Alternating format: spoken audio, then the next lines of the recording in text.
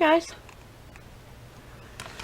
I'm working on an Easter card, so I thought maybe I would just hit the record button and we'll go from there. I've already done a little bit. Sorry, I'm adjusting the TV. I know I should have done this before, but I didn't. I'm using the card bases that I got at Target. I'm using this card base, pardon me, I got the hiccups, that I got from Target, a pack of 30. And these are 8 inches wide, scored at 4 inches, and 5 inches long. So 5 this way, 8 this way, scored at 4. Then I cut this small piece of paper here out of a 12 by 12. And I cut it at 3 3/4 by 4 7/8. Then on another piece of paper that's an Easter piece of paper, I think I got it in a random paper pack type thing, you know, where Hobby Lobby sometimes takes different papers and puts them in a package together and then puts them in the clearance aisle. That's where this came from. I'm pretty sure that they have an Easter paper that's similar to this, though. We're going to put this little dude on here like this, but I'm going to put a ribbon on it as well. And then this, like I said, was from another 12 by 12, and I just put it on a pink and then cut it down, left just a small border, and then I put it on an orange and left a small border for it. And it's going to sit on there like that. It's going to be a super easy card, right? Let me figure out what ribbon do I want to use. Alright, where do we want this? Let's put it just about there. My husband came home early today because he had a migraine headache. The poor guy. He gets them every so often, and I understand where he's coming from because I used to get them all the time until my doctor put me on Maxalt, and I only took it whenever I started getting a migraine. And this is crooked.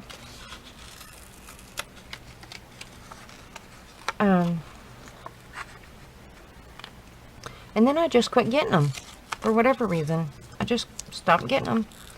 I'm grateful because they are no fun. I had one time that was so bad. We had gone to the racetrack because my husband used to race dirt track cars, and we had gone to the racetrack, and I felt it coming on, and I thought, you know, I can take some Advil or something and get rid of it. I struggled with it all evening long, and then all the way home I was so sick. I was literally throwing up all the way home. And so I had my husband go ahead and take me to the hospital for them to give me something that was stronger than what I was taking at the time to help get rid of it. Well, they gave me morphine and sent me home, even though I still had the migraine and was still throwing up. And they said, oh, it'll kick in, it'll be fine. A few hours later, I was still just throwing up everywhere. It was just awful. My head hurt so bad that just opening up my eyes hurt. So we went back to the hospital, where they gave me more morphine, and then that kind of kicked in finally and helped. But my goodness, it was awful. Awful, awful. And that was the worst migraine I'd ever had. And I'm happy to say that since then, as far as migraines go, the only ones that I've had have been mild in comparison. let's see, where am I going to stick that? I cut it too long for this end. Anyway, I just felt so bad for him because, you know, you feel kind of helpless when there's nothing that you can do. And you don't want to see the person that you love and care about in pain like that. I'm using way too much foam on here, but I've already cut it while I was rambling, so I'm going to use it. You know, there's a lot of things that go on with me that I don't talk about on my channel, or have not talked about on my channel. Not that it's taboo, not that I have a problem talking about it, it's just that I haven't. Some of it is that I wanted my channel to be a positive place. So, you know, I try and promote the positivity and not, you know, negative or bad things. So, I've been flip-flopping around in my mind as to whether or not I wanted to be more open.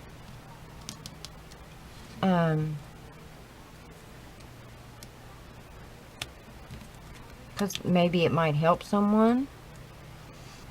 I have been a chronic pain patient for the largest majority of my life. This is still crooked, and it's going to bother me.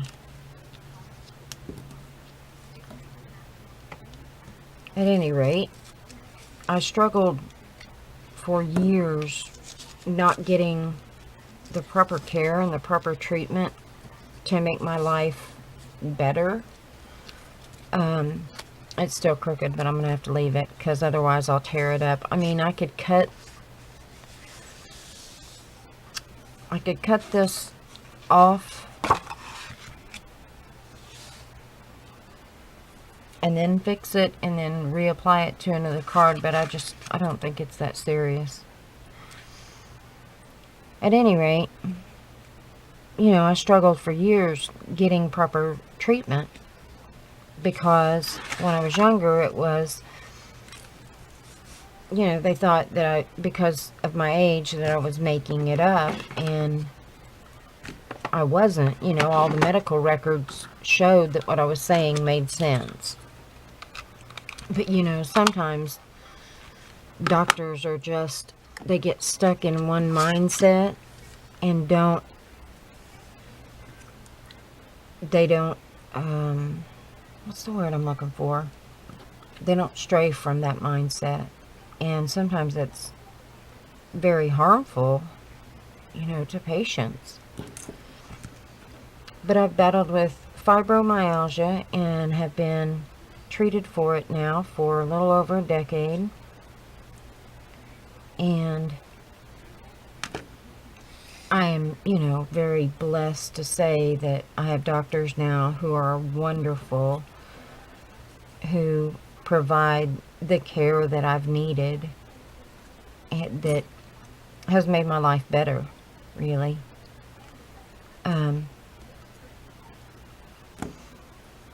But some of the people that I follow are just starting on that path and are struggling on that path. And that kind of breaks my heart for them because, you know, I don't want anybody to have these issues. But if they do have these issues, then I hope that they get proper care and proper treatment. And I don't know that I could offer any advice as far as, you know, how to find the right doctor or anything like that. I got real lucky. So, or at least I think I did, because my primary care doctor has been fantastic with me. Unfortunately, he's retiring in January, but I've been being treated by the doctors that I have now for a very long time, and that won't change at all. So that's a good thing. But, you know, when you get sinus infections or the flu or something like that, you still have to see your primary care. Anyway, I don't know if that's anything that you guys would want me to talk about. But if it is something that you'd like to have a discussion about, let me know, and, you know, we can talk about it. Because there are things that are viewed kind of as taboo, and they shouldn't be, because you don't,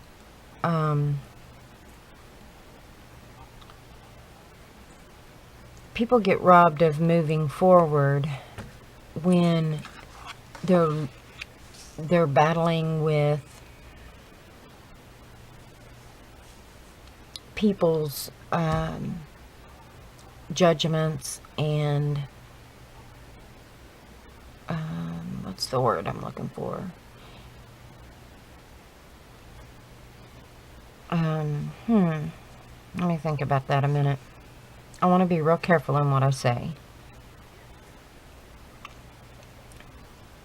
Like with fibromyalgia, for instance. It's called an invisible illness for a reason. Because there are a lot of people walking around who have fibromyalgia that are battling and, you know, even struggling with depression because of it, that people would look at them and say, oh, they're normal, there's nothing wrong with them. Well, just because they're not walking with a cane, not in a wheelchair, not limping, or something like that, doesn't mean that they're healthy and not struggling. You know what I mean? That's where that whole don't judge a book by its cover comes into play.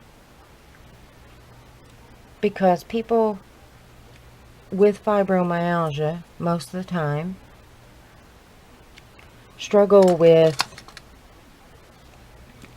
people even in their close circle, in their family and friends, who don't believe them, that they're really struggling with pain that is making them non-functional. If that makes some sense. I'm hoping it does. Because,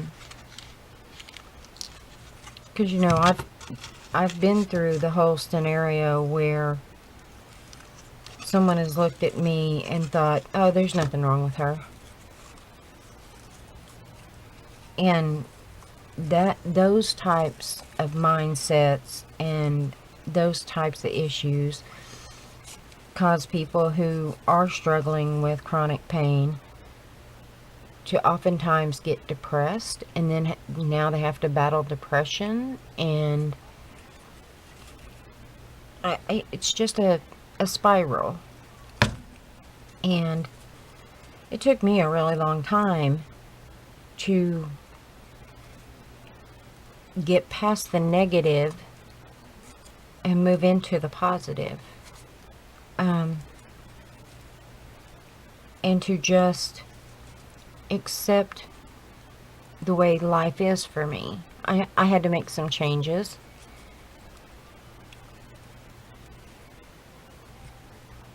But I mean, we all make changes. We all change throughout our life.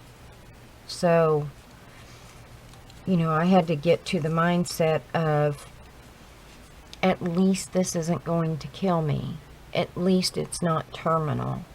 You know, there are people who are fighting terminal illnesses, and that doesn't diminish what I deal with. But it does put a lot of things into perspective. You know?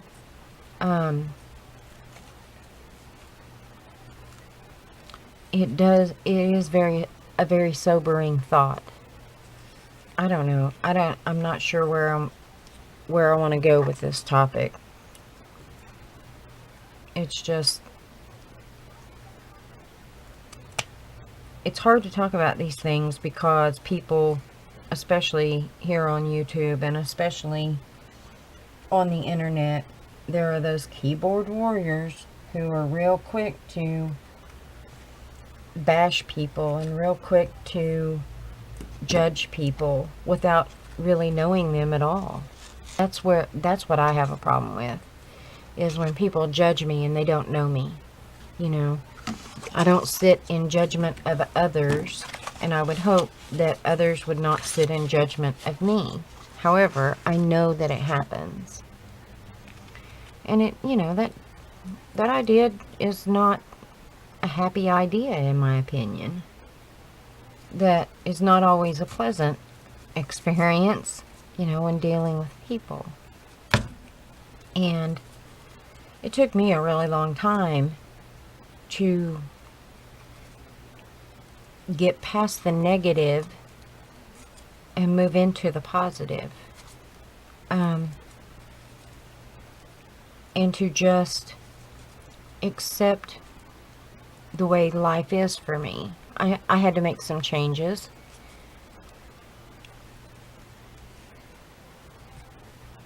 But I mean, we all make changes. We all change throughout our life.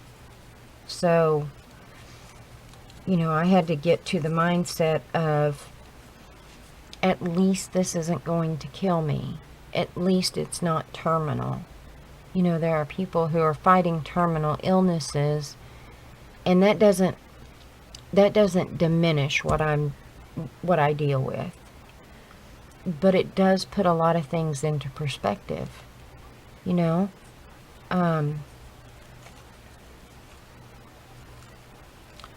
is a very sobering thought.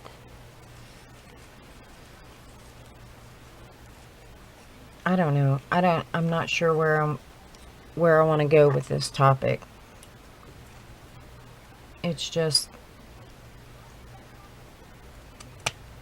it's hard to talk about these things because people, especially here on YouTube and especially on the internet, there are those keyboard warriors who are real quick to bash people and real quick to judge people without really knowing them at all.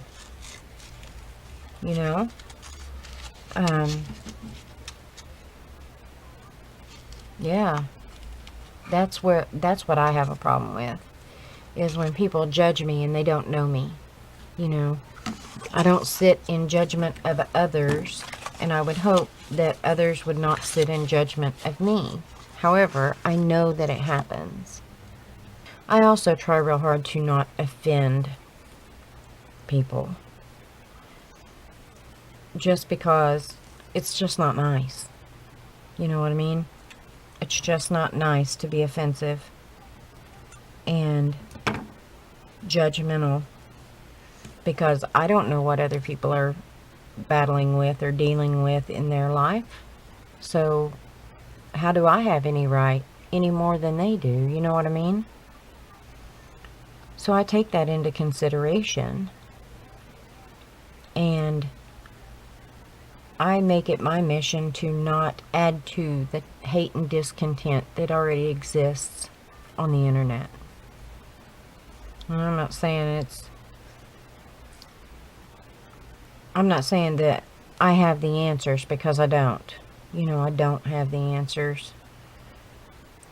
But it just seems to me that when you show love, caring, and compassion, then it has to be a positive experience. It outweighs negativity, in my opinion. I don't know. That's why I try to be as positive as I do. Just like with my closing on my videos, when I tell people to have a great day and a glorious tomorrow, I truly mean that. That's not just something that I'm saying just to be saying it. I do truly hope that for everyone,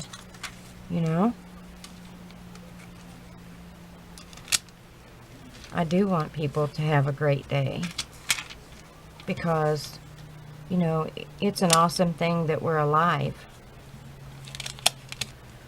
Because again, you know, some people are dealing with far worse than we could even begin to imagine.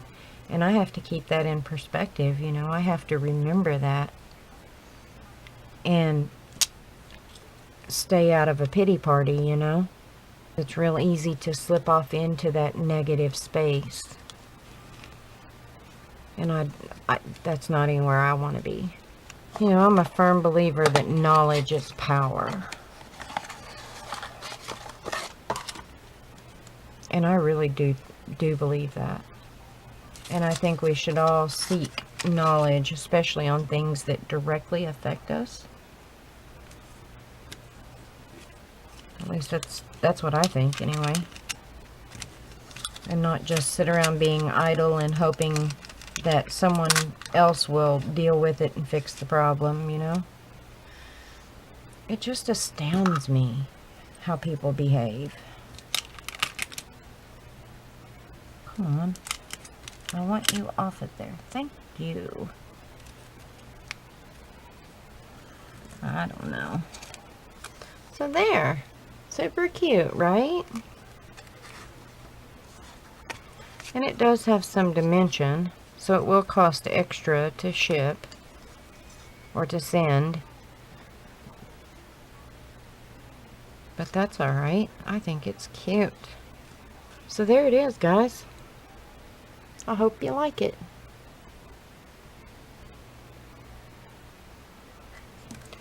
Thanks for spending a little time with me, listening to me babble on. I hope you guys have a great evening and a glorious tomorrow. Bye, guys.